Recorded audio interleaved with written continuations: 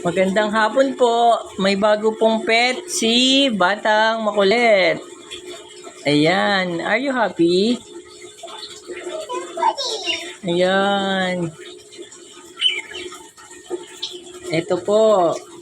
Kaso walang partner yung isang Alps 1. Actually, itong parakit hindi ko rin alam kung boy or girl ba sila.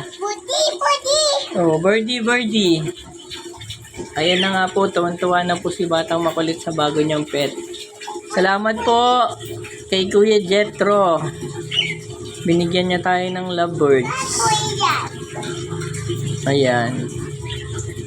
Ayaw paawat ni Batang Makulit. Gusto niya talagang hawakan. Kaso delikado kasing hawakan tong isang blue. Nanunuka, nangangagat.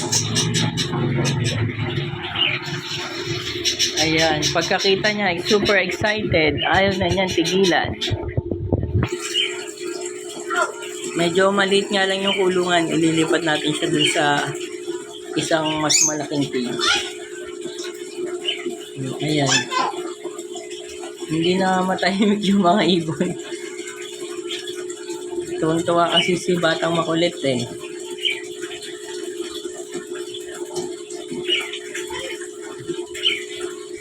Bay, do not do that. Maxine.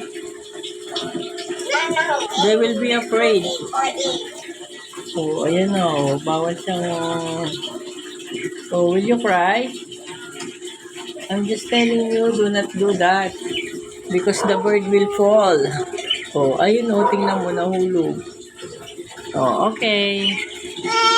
Hindi na. Oh, just relax.